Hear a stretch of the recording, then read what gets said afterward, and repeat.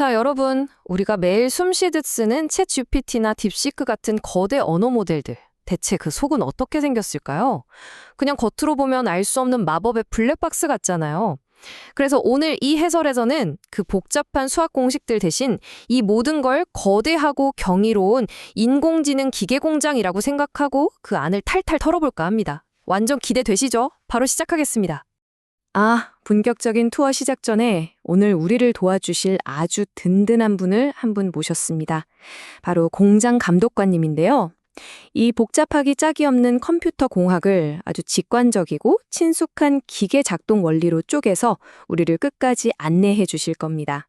오늘 우리가 둘러볼 공장의 핵심 설계도입니다. 1번 단어를 숫자로 바꾸는 임베딩부터 시작해서 2번 포지셔널 인코딩, 3번 어텐션, 4번 멀티헤드 어텐션, 그리고 마지막으로 모델 스스로 진화하는 5번 GRPO까지 이 순서대로 쫙 한번 둘러보겠습니다. 그럼 첫 번째 구역으로 가볼까요? 1번 단어를 숫자로 임베딩입니다. 공장문을 열고 처음 도착한 곳은 바로 하역장입니다. 생각해보면 기계는 인간의 단어를 있는 그대로 알아듣지 못하잖아요. 그래서 이 단어라는 원자재를 기계가 쓸 수 있게 수학적인 원료로 바꾸는 과정이 필요한데 이걸 임베딩이라고 부릅니다.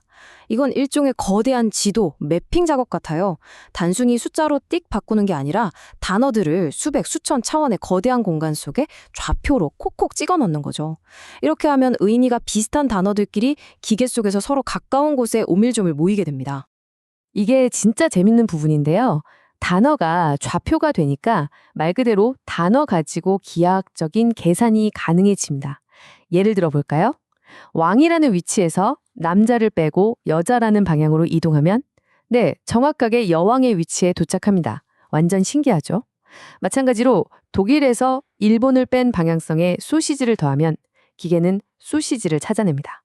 성별이나 리더십, 문화 같은 엄청 추상적인 개념들이 마치 덧셈 뺄셈 하듯 수학적으로 척척 맞아떨어지는 거예요. 이어서 두 번째 구역입니다. 2번 순서표 포지셔널 인코딩입니다. 이제 컨베이어 벨트를 따라가 볼 텐데요. 여기서 꽤 치명적인 문제가 하나 생깁니다. 이 모듈들은 우리가 책 읽듯이 단어를 하나하나 차례대로 읽는 게 아니라 문장 전체를 몽땅 한 번에 쏟아 부어서 처리하거든요. 그러면 똑같은 단어로 구성됐는데 순서만 다른 문장들은 어떻게 구별할까요? 그래서 포지셔널 인코딩이 필요합니다. 쉽게 말해서 각 단어의 위치를 기하학적으로 아주 살짝씩 다른 방향으로 밀어내는 거예요. 컨베이어 벨트 위에서 단어 순서가 절대 꼬이지 않게 고유한 수학적 순서표를 딱딱 붙여주는 작업이죠. 그런데 만약 이 위치 패턴이 파동처럼 진동하다가 너무 빨리 반복돼 버리면 어떻게 될까요? 저 뒤쪽에 있는 단어가 앞쪽 단어랑 똑같은 위치 값을 가져버리겠죠? 이건 공장 입장에선 대참사거든요. 그래서 이 기계는 무려 만이라는 엄청나게 큰 상수를 써서 파동을 쭉 길게 늘려줍니다. 이 거대한 기업이 덕분에 문장이 아무리 길어져도 단어 하나하나가 완벽하게 자신만의 위치 서명을 가질 수 있게 되는 겁니다. 자, 이제 세 번째 구역으로 들어갑니다. 3번 중력과 끌어당김, 어텐션입니다. 여기가 바로 이 공장의 찐 심장두, 어텐션 라인입니다. 여기서 단어들은 그냥 죽어있는 데이터가 아니에요. 마치 우주 공간의 행성들처럼 서로를 막 끌어당기고 상호작용합니다. 근데 현실 우주랑 좀 다릅니다. 일종의 역방향 중력이 작용하는데요. 진짜 우주에서는 무겁고 흔한 행성이 작은 위성을 끌어당기지만 여기서는 완전 반대입니다. 작고 희귀하고 구체적인 단어들이 오히려 흔해 빠진 대중적인 단어들을 자기 쪽으로 훨씬 강하게 끌어당깁니다. 이 힘 덕분에 모호한 단어들이 희귀한 단어에 끌려가면서 문장의 정확한 맥락이 딱 하고 묶이는 거죠. 그럼 이게 도대체 어떻게 조립되는 거냐? 세 단계가 있습니다. 쿼리, 키, 밸류인데요.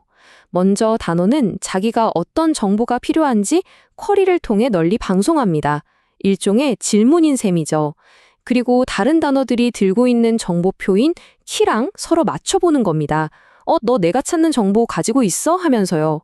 그래서 둘이 찰떡같이 맞아떨어지면 비로소 대화에 딱 필요한 핵심 의미만 밸류에서 쏙 뽑아냅니다. 진짜 완벽하게 설계된 정보 교환소 같지 않나요? 네 번째 구역으로 넘어가 볼까요? 4번 축구팀 협업, 멀티헤드 어텐션입니다. 인간의 언어라는 게 워낙 복잡하다 보니까 이걸 렌즈 딱 하나로만 보면 무조건 한계가 옵니다. 그래서 이 공장에서 가장 협업이 잘 되는 구역이 필요한데요. 축구팀을 떠올려 보시면 진짜 이해하기 쉽습니다. 축구팀 전원을 공격수로만 꽉 채우면 게임에서 질 수밖에 없잖아요. 골키퍼, 수비수, 미드필더 이렇게 역할을 세분화해야죠. 마찬가지로 여러 개의 어텐션 헤드들이 각자 다른 전문가 역할을 맡습니다. 문법 담당, 감정 파악 담당 이런 식으로요. 그리고 그 위에는 선형 레이어라는 천재 감독이 딱 버티고 서서 지금 맥락에 맞춰서 누구 의견을 더 반영할지 저울질하고 완벽하게 조합해내는 겁니다. 자, 이제 공장 가장 깊숙한 곳으로 들어가기 전에 근본적인 질문을 하나 던져볼게요. 여태까지는 기계가 이상한 대답을 하면 사람이 일일이 개입해서 아니야, 이게 더 좋은 대답이야 하고 채점하면서 훈련을 시켰습니다. 근데 이거 너무 느리고 돈도 천문학적으로 깨지거든요. 무엇보다 인간 최고 전문가보다 더 똑똑해질 수가 없다는 명확한 한계가 있습니다. 수많은 사람을 고용하지 않고도 이 거대한 기계 스스로 한계를 돌파하게 만들 방법 과연 없을까요? 그래서 등장한 게 바로 마지막 5번째 구역입니다. 5번 자체 채점과 진화, GRPO입니다. 최근에 딥시크 같은 추론 모델들이 엄청난 효율로 세상을 깜짝 놀래게 한 비밀 엔진이 바로 이 GRPO입니다. 기존 RLHF 방식은 무조건 사람이 개입해서 점수를 매겨야 했고, 심지어 채점형 거대 신경망을 따로 무겁게 돌려야 했거든요. 그런데 GRPO는요, 답이 명확한 수학 문제 같은 경우에 모델 스스로 여러 개의 답변을 쫙 만들어냅니다. 그리고 자체 검증 시스템으로 혼자 게임하듯이 스스로를 채점해버려요.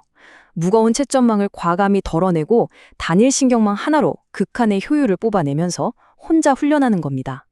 대박이죠. 여기서 제일 중요한 작동 원리가 바로 어드밴티지라는 개념입니다. 기계는 자기가 만든 답변들을 모아놓고 평균을 0, 표준 편차를 1로 맞추는 정교화를 싹 합니다. 그러니까 완벽한 인간의 정답 따윈 필요 없는 거예요. 그냥 자기들이 만든 그룹 안에서 이건 상대적으로 논리가 좀 더 깔끔한데? 싶으면 높은 보상을 주고 아니면 페널티를 주면서 그 방향으로 스스로를 정교하게 업데이트해 나갑니다. 근데 잠깐, 점수 잘 받겠다고 너무 한 문제에만 꽂혀서 시스템을 확 바꿔버리면 어떻게 될까요? 기껏 쌓아둔 기존의 상식들이 와르르 무너질 수 있겠죠? 그래서 공장에서는 KL 발산이라는 아주 정교한 수학적 브레이크를 달아놨습니다. 이 베타라는 개수를 써서 모델이 너무 급발진하지 않게 막아주면서 기존 지식을 든든하게 유지한 채 아주 부드럽고 매끄럽게 진화하도록 속도를 완벽하게 통제해주는 겁니다. 자, 어떠셨나요? 우리가 오늘 둘러본 이 인공지능 공장의 거대한 파노라마가 한눈에 좀 들어오시나요? 단어를 숫자로 바꾸고 순서표를 붙이고 서로 끌어당겨 의미를 찾고 축구팀처럼 똘똘 뭉쳐 협업하던 이 거대한 기계. 이제는 인간의 병목을 넘어 GRPO를 통해 스스로 채점하고 쑥쑥 진화하는 무서운 단계까지 와버렸습니다. 자체 검증으로 스스로 한계를 부숴버린 이 거대한 공장의 진화는 과연 어디까지 닿을 수 있을까요? 오늘 이 해설이 그 복잡하고 어려워 보였던 AI 블랙박스를 조금이나마 재미있고 투명하게 들여다보는 시간이 되셨기를 바랍니다.